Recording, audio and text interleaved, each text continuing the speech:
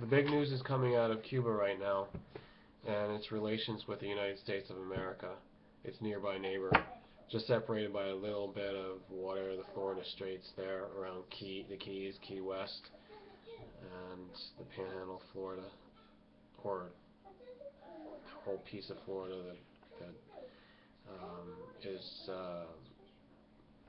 practically a stone's throw away. But the relations are like sworn enemies. And only since when I was in Miami about 5 years ago did relations start to normalize. And that was when Obama was already in the beginning of his presidency, and we saw the easing of restrictions for travel to Cuba, and many more people were coming from the United States, especially Miami area, and either by boat or plane they were taking visits, rejoining with family and friends.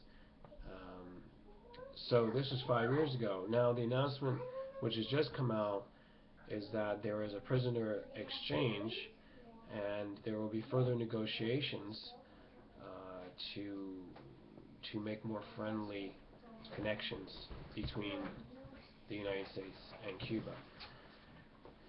So what does this mean for the future?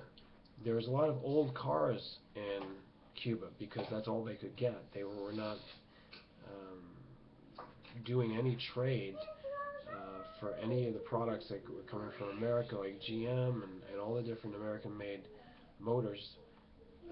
So what they had was the latest things that they could get were the 1950s, and I think possibly some like 1960 or around there, and they just had to reuse them, and if something went wrong they would repair it.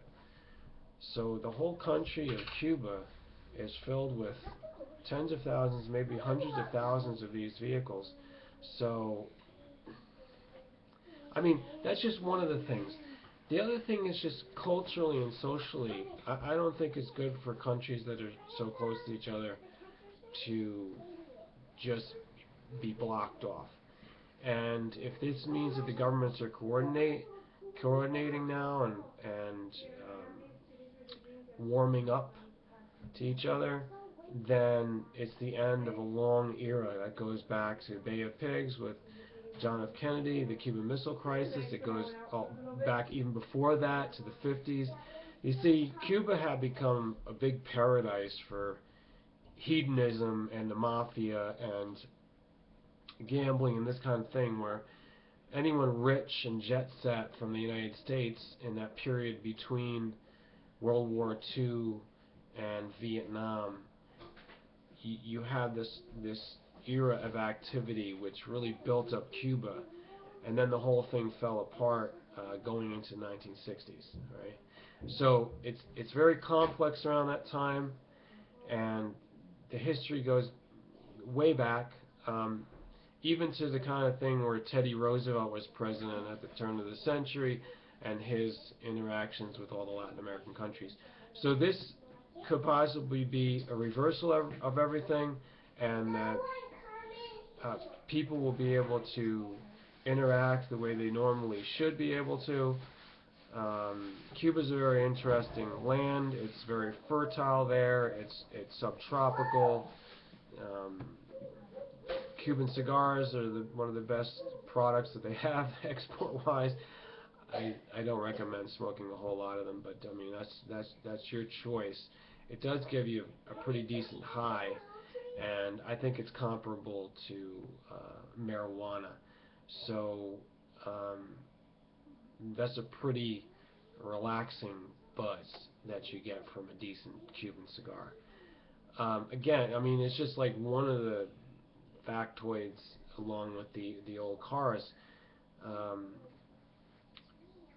But in order to understand it further, you're going to have to make comparisons between the U.S. and Mexico, the U.S. and Puerto Rico, the U.S. and all the different Latin American countries in the Caribbean, and you're also going to have to compare it to U.S. relations with Russia and Russia with Cuba. because that's where a lot of the tension was coming from. And not only that, around Fidel Castro's iron fist, which helped him run his regime very efficiently. But now that this whole period is ending and we're transitioning, I don't know what the relation is with Russia. And what I'm thinking is that part of the negotiating deal, and here's really the crux of it, is that Cuba will not be so in with Russia. And I think this is going to be like loosening the ties with Putin, who's the ruler over there in Russia. And Putin is going to be on the losing end of this, I think, or maybe there's going to be some kind of concession so everybody gets along. But I think that's going to be one of the main things on the table.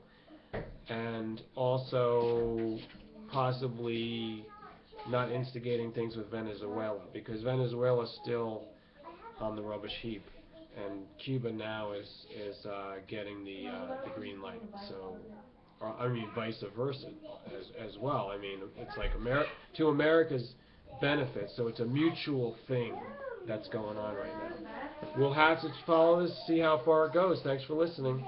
And if you're a Cuban American and you want to protest, go ahead and leave your comment right here. And I know that these kind of things, just grudges and all that kind of stuff, can go on and on and on and on and on, and I really don't want to hear about it, but whatever.